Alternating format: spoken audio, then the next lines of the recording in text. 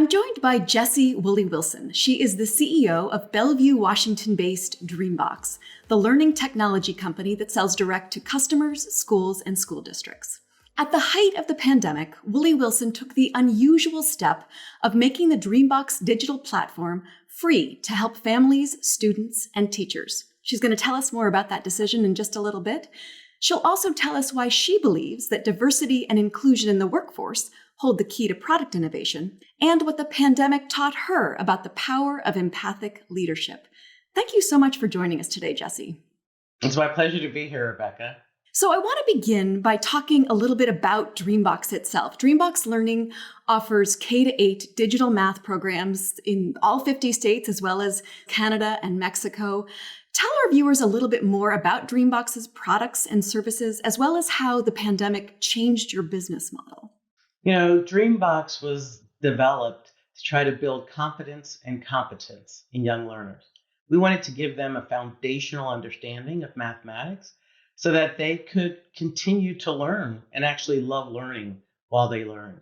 So it's really based on three things. We want it to be very engaging. We want it to be very personalized, to meet every child where they are. And we want it to be effective. We don't want moms or teachers to wonder if it's worthwhile putting their kid on DreamBox. It really is. Now, talk a little bit about the decision to make the platform free. So the pandemic just introduced uncertainty to everybody. And we got together with the executive team and we said, if we could have educators and teachers have one thing that they didn't have to worry about, just one thing, it might help. And so what we could do is mathematics. So that's what we wanted to focus on. So we opened up the platform and we said through the end of the school year, anybody can get on the platform. We really didn't know what was going to happen. We didn't know if people were going to have the capacity to do it or the interest. We didn't know if people really knew about DreamBox. We just knew that our values were, we wanted to prepare every child for a successful future. And with schools closed, we didn't know if they were going to have access to teachers or programs. And we said, we can make it free. So we're going to open it up and see what happens. It took a little doing, convincing with the board, but I think when you rely on your values in times of uncertainty, I think that's the best thing that you can do. You can wake up every day and know that you did the best that you could do. And you gave, as you said, parents, teachers, students, one less thing to worry about at a time of great uncertainty. So speaking about these COVID-induced school closures, they have had a devastating effect on kids and they've thrown education into crisis mode. We still don't quite know the extent of the learning gaps. And yet at the same time, this forced experiment in online learning revealed a lot of new ways for teachers to teach and for kids to learn. And you have said that this is a testament to the power and progress of adaptivity. What do you mean by that? Can you expand a little bit on that? So our platform, it's called the Intelligent Adaptive Learning Platform. It collects over 50,000 data points per student per hour. And essentially, it adapts to every child based on the confidence that they demonstrate on the platform as they are solving problems. Are they doing it quickly? Are they doing it with a lot of mistakes? We capture all this information to make sure we meet every child where they are so that every lesson is neither too easy or too difficult. We don't want them bored. We don't want them frustrated. And so we sat around the leadership team and we said, we're asking kids and teachers to adapt every day with our Intelligent Adaptive Platform. What are we doing to adapt? There's a lesson in this for everyone. And that is in unfamiliar environments with unexpected stimuli, we have to figure out how to harness collective wisdom and respond to the environment as it changes rapidly. We think the future is going to be based on companies and people, talent, who embrace adaptivity, an ethos of adaptivity. And we believe that these experiences will lead to different opportunities. I need to ask, were you a math whiz as a kid? I wasn't a math whiz. You know, I struggled with it like most people. In fact, one of the things we do when we go to schools is we ask school leaders, big school leaders with big titles, tell us a math story.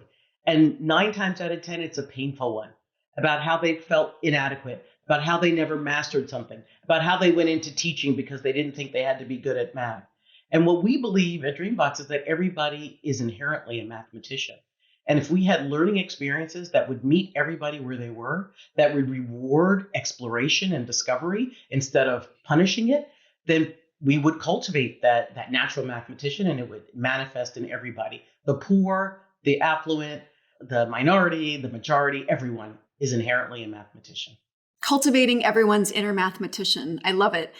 Jessie, you talked a little bit about these significant equity gaps in education, and the pandemic, as we know, has exacerbated them. How is DreamBox positioning itself as part of the solution? So this gets back to our philosophy about diversity. In this environment, a lot of people are trying to figure out, how do I manage diversity? We were all impacted by the murder of George Floyd in one way or another. And a lot of people walked away from that saying, what more can I do? What can I do differently? And we believe that instead of focusing on how to manage diversity, we need to pivot to focus on how to leverage diversity. And if we leverage diversity, it means that we value it. And what gets measured actually gets valued. So if we go with that kind of frame of mind, then we can say, diversity is something that can make everybody more successful. So we believe at DreamBox that diversity is required in order to build empathetic and relevant learning experiences. And in order for us to be successful commercially, we have to have products that are relevant to people's lives, that speak to them, and that are empathetic to them as human beings. And it's kind of easy to adopt that. If you really believe that diversity is something to be leveraged, then it doesn't feel like just another project or another obligation. It feels like an opportunity. And we believe that is what fuels innovation. When you have a lot of diverse points of view around the table and people say, I never thought of it that way. I never considered the impact of that. I'm so glad you shared a story about your childhood. That really makes me understand what our kids might be experiencing. Thank you. That goes into the soup of innovation. That goes into the UI, UX. That goes into the lesson progression. That goes into everything. And we feel that goes into our success. It's in the soup of success, diversity. So you mentioned the killing of George Floyd. These past 15 months have had so many overlapping crises: the coronavirus, economic collapse and uncertainty, a reckoning with racism and injustice, and a divisive election. You were talking about the power of empathy. Can you talk a little bit about how you, as a leader, showed your own vulnerability during this crisis to your employees and to your customers, and talk about the difference that it made? I have to tell you, I learned a lot of things in business school, but I didn't learn how to lead through a pandemic. And I decided that I was going to recognize that the people we hired at DreamBox Learning were really smart. They were very authentic. So there was no point in telling them anything that wasn't authentic. So I got in front of them and I said, look, I don't know what's going to happen with the pandemic. I don't know what's going to happen to our company. All I know is that there are things we can control and influence and things that we can't control and influence. And I want everyone to join me in focusing on the things we can control and influence. We didn't know if we were ever going to be able to sell anything because schools were closed. Our buyers weren't there anymore. We didn't know if they were going to be even available on a phone, let alone a Zoom. So we decided we were going to be guided by three principles. We were going to first take care of each other. We wanted people to feel safe and secure. Secondly, we were going to take care of our customers. There's no way you can take care of your customer if you're worried about yourself. So first take care of each other, and then we can bring our best self to our customers. Then we were going to ask our customers, what can we do now for you that's different because the pandemic is here? What do you need? And that's a scary thing, because what if they ask you for something you can't provide? And I said, that's true. That might happen, but they're going to know we care about them, and they're going to know we reached out. And we're going to be honest with them about what we can do and what we can't do. The third thing is that if we could take care of each other and then take care of our customers, by definition, we were going to be taking care of the company. And it was as simple as that. I said, if everything that you do every day doesn't fit in one of those buckets, then you have permission not to do it. And everybody got focused, everybody took care of each other, and empathy became the modus operandi for ourselves, for our customers, and for our communities, really. So the lesson for me was, it's okay to be vulnerable. In times of crisis, your team cares about what you think about. They care about what worries you, and it validates what they're feeling. So vulnerability is something you don't learn in business school as a leader. It's a power lane for leadership, because if people believe that you're authentic and they can see your humanity, then they're going to show up in a different way. I really believe that. It's interesting. I mean, I wonder if this will change MBA programs. You've said this twice now, that you didn't learn this in business school, and yet it has been a superpower in terms of managing through crisis. Vulnerability 101. I think MBA programs are going to have to adapt as well. I think we're at an inflection point. And there was a time when employers had all the leverage. You're reading reports now that our unemployment rate is really low. And people are saying, maybe I'm not going to come back to work.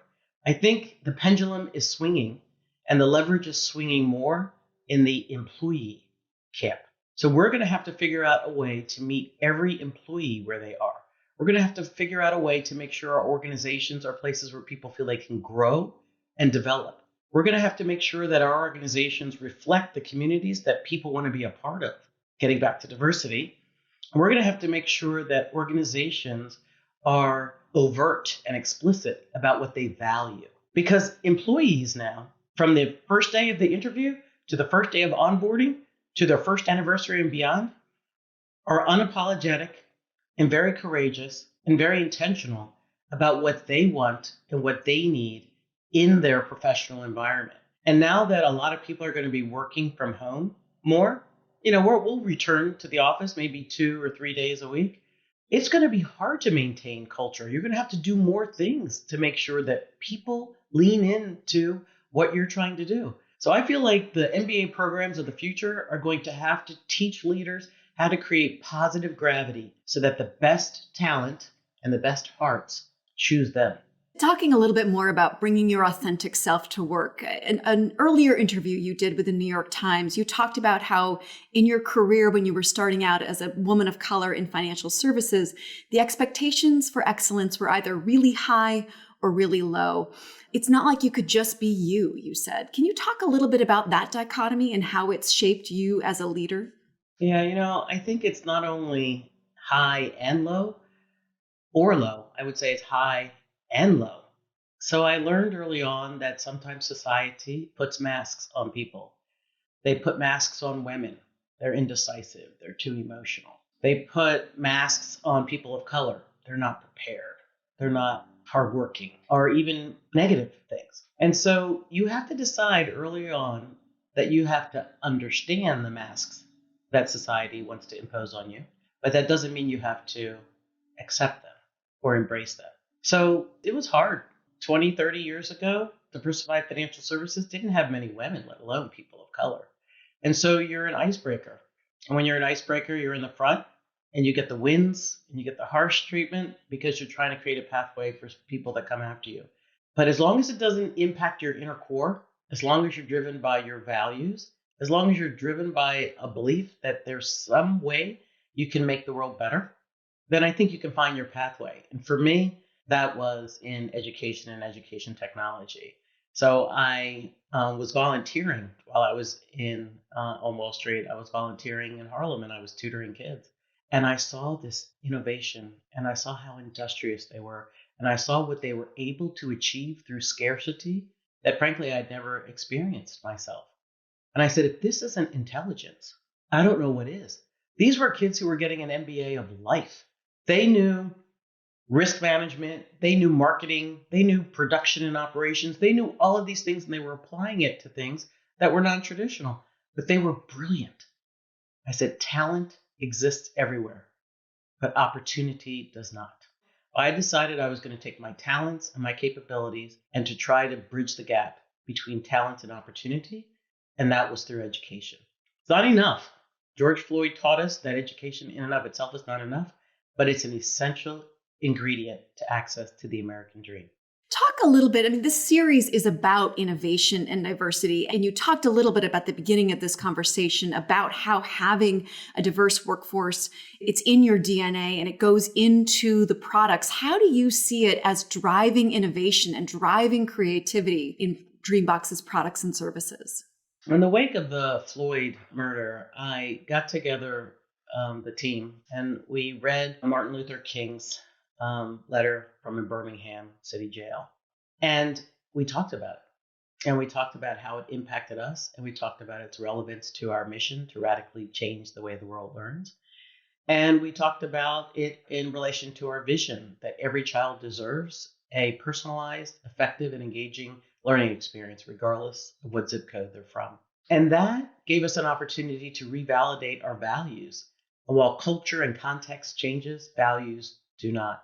We really believe that that is something that instills freedom to explore things that you otherwise might explore. So an example of that, I'll give you two examples. One, our head of technology asked everybody on the team to go back and take a look at every lesson to make sure there wasn't implicit bias or things that we didn't intend that might be misinterpreted by children of color in particular. And they went back and they reviewed all of the lessons. They didn't find anything, thankfully, but I didn't ask for that to be done, but they did it. And they went and they asked our customers, and our customers asked us to expand the avatars that we have that kids can select in the program. So now we have avatars. We have always had avatars that had different skin hues, but we were told by customers that we needed more darker tones. So we've done that. That's an example. Another example is that our chief learning officer, who happens to be a white male from Missouri, decided to embark on a monthly meeting, company-wide. It's the most well-attended meeting at DreamBox Learning. And we talk about diversity, equity, inclusion, and justice. We talk about hard topics like racial bias or white privilege. We talk about things that happen in the current news cycle about, racist activities toward Asian Americans, for example.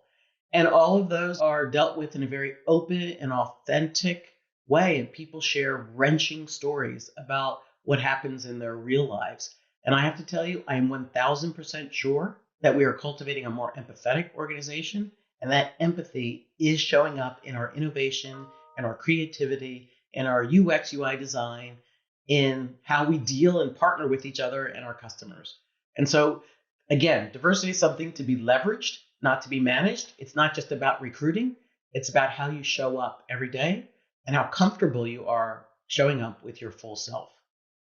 And comfortable tackling hard topics too. I mean, some companies are really going the opposite way and saying, we don't want to talk about politics or anything too hard. We only want to focus on the work.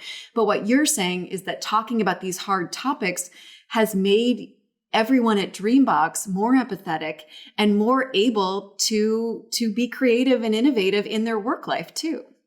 It's absolutely the case. I can't tell you how many customers have told us, we remember that you were there for us in our time of need. And I had one superintendent say to me, I was looking for the press release about all the free stuff that you were doing for schools, and I couldn't find it. And I asked my staff to look for the press release, and they couldn't find it. We're going to remember that you did it because you thought it was right. Doing the right thing, it pays off. Let's talk about women who have been disproportionately affected by the pandemic. They bore the brunt of the burden at home, and many left the workforce. What are you doing to get them back in? And talk a little bit about what's at stake here if corporate America doesn't make the workforce more amenable to women and to mothers. So this is something that keeps me up at night. When I think about the roles that women, especially women with children, have had to play over the last 18 months. They're chief professional. They're the chief learning officer in the home. They're the chief caregiver of aging parents who are isolated because of the pandemic. Women are weary. Women are tired. And we need women in the workforce. And a lot of women are finding it hard to even contemplate coming back to the workforce because they haven't had enough relief. So there are macro things that we have to do and micro things. We have to fix the child support challenge for women. We just have to do that, especially for women who are in that crunch period where they're taking care of elderly parents as well as young children. And that's not something individual companies can remedy, but there has to be a higher level of coordination between federal, state, and local entities to make sure that there are more services for women. That's the first thing. The second thing is women interrupted their career progression when they had to step off and be the primary caregiver for 18 months. Should they be punished when they return? I would say no. And I think one thing companies can do is try to figure out a way when they re-onboard women after this hiatus to make sure that they can be reassured that their career progression has not been stymied during their absence. They're as brilliant as they were before, even if they're rusty, they're as brilliant as they were before, and they can add value in a big way. And my experience with women is when you make a small move to them, an empathetic move to them to recognize what weight they are carrying, it translates into deeper loyalty and appreciation. And then the last thing is the easiest thing that we can do. We can make sure that we can deliver flexibility. So we just built out a new office space in downtown Bellevue, and we were pretty flexible before, but we're going to be even more flexible and accommodating to women. So if there are women who would like to continue to work primarily from home, we're going to accommodate that. If there are women, because their home situation is actually not conducive to work, they can spend more time in the workforce. So it's about the theme that we started this conversation with. It's about being adaptive. It's about being intelligently adaptive. It's about metabolizing new data, new stimuli from the environment, and meeting people where they are, just like we do with the platform and every individual learner.